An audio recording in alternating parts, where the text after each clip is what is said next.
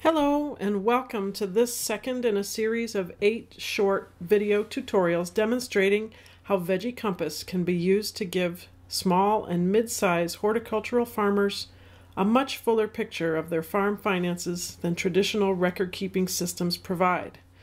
Whether you actually decide to use Veggie Compass yourself is not as important as learning the concepts this tool allows us to demonstrate. These tutorials are designed to be viewed chronologically in order, so if you've stumbled into the middle, you'll want to go back and start at the beginning. In this tutorial, we're going to demonstrate how to use the Veggie Compass expense input sheet and help you understand these 3 important concepts. 1. That expense records that you keep for IRS purposes do not usually give you the kind of information and understanding of expenses that is needed to make management decisions. 2. That breaking down expenses by market channel can help us begin to understand how each market channel impacts our farm finances. And 3, that we need to consider all expenses that go into our farm business when we think about whether or not our farm is making a profit.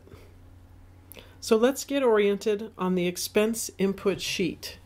On the left-hand column is a list of farm expenses that may be associated with any vegetable farm operation. This list of expenses serves as a prompt for you to think about all the expenses that have gone into your farming operation in your previous season. We don't need you to get too hung up on which line exactly to put most expenses. The crucial thing is that you include all expenses that have gone into your operation and that you use this list here as just a prompt to help you remember them. Some expenses that you may forget to include as part of the cost of doing business may be some infrastructure projects that you've undertaken, such as making road improvements or repairing a shed roof.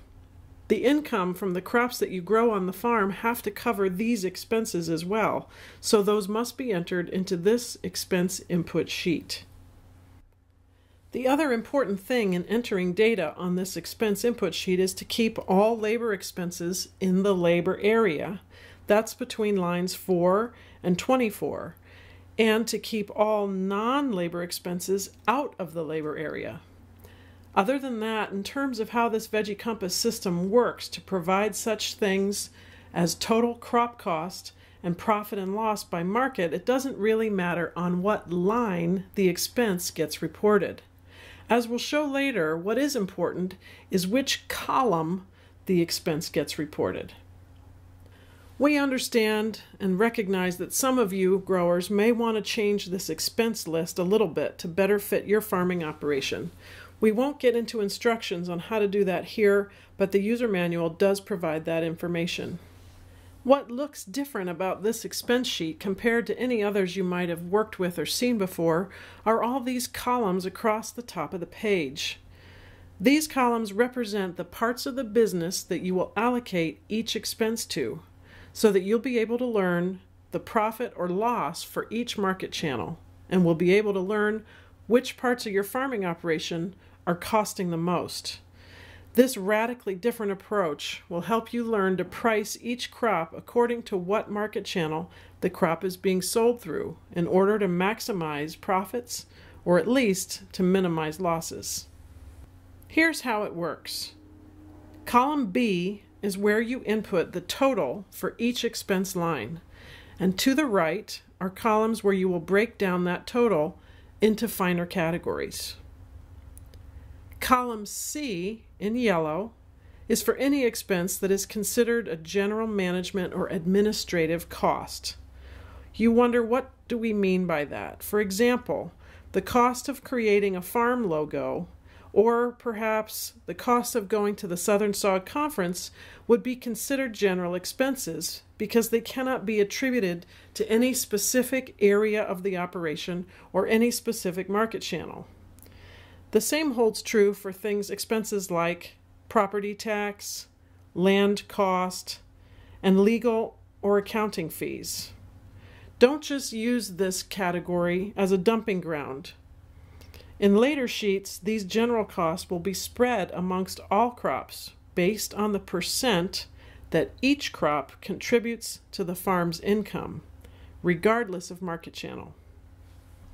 The next group of columns, E, F, G, and H, are all for non-labor production costs.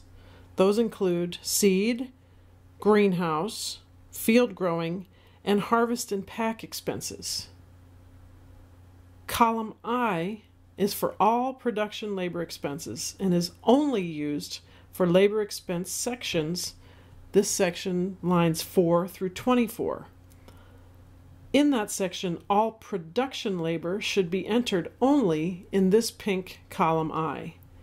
Management expense, clerical, shop labor, and distribution labor each have their own lines, and those labor costs should be distributed amongst general admin, the market channels, and production labor as is appropriate to your farm.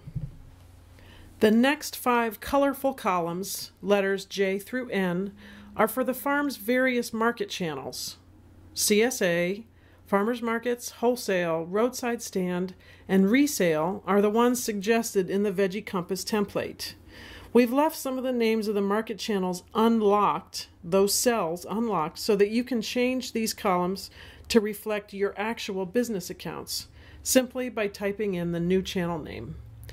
Because there are some fancy tricks that happen with the CSA and the resale columns later in Veggie Compass, these columns can't be used for any other types of markets. So just ignore them if you don't do a CSA or do any reselling of other farms' products. You could, however, use these middle market channel columns for each of your farmers markets or for 3 different wholesale accounts if that's what seems appropriate for your business. Changing the name of a market only needs to be done on this first expense input sheet, and it will automatically be changed on the remaining Veggie Compass sheets. The last column, column O, is a check column. It's there to check that the cost allocations across each of the expense lines adds up to the same number that you entered into the total cost column B. It's a very useful column as it helps you easily tell if you've made an error. The goal is to have all zeros down this column O. While you can pull a good bit of the data you'll need to enter in this expense input sheet from your Schedule F tax form, additional information will be needed and some new thinking will be required. Checkbooks, your computerized or paper and pencil expense records, your box of receipts, and accounting expense reports generated by Quicken or QuickBooks can be used for gathering the data together that you need for this spreadsheet. But breaking down those expenses by market channel will no doubt call for a good bit of head scratching and guesstimating. In order to compare the profitability of each of your market channels, you need to thoughtfully determine the different costs that each of those incurs. For example, on my farm, the labor associated with the farmer's market versus the roadside stand is vastly different, and so are the costs for vehicles and supplies. You may not have thought about the differences before now, and you should take some time to think about it while working with this Veggie Compass expense input sheet. Remember, garbage in equals garbage out, but an educated guess can be used when no real records exist to provide the information you need. Many growers, including myself, have decided after going through this Veggie Compass exercise to start keeping records that will reduce the guesswork in the future. Right about now, I'm afraid that some of you growers are thinking you'd rather be out doing anything, cultivating crops, anything other than this. So let's just think for a minute and remember why we're doing this. Why go through all the effort to distinguish these expense categories and these different market channel costs? It's so that you can make management decisions like these. Should I contract out growing transplants? Is the price I'm getting for carrots enough to cover the cost to grow and harvest? Should a lousy crop of potatoes even be harvested? This tool will tell you what it costs to grow those potatoes up to the point of harvest, and what it will cost you to harvest, wash, pack, and then market those potatoes. It is possible that a very low-yielding patch of potatoes are best left in the field. Just disc them in. That to proceed to harvest is just throwing away even more money. Veggie Compass will give you the actual total costs on each crop so that you can price them properly. So be patient and spend some time getting the data as close to right as possible on this expense input sheet and in the next two sheets. Each year that you do this, it's going to get easier because you'll have thought all the way through the growing season about how to capture this information better. Next up, we'll take a look at the expense input sheet in action.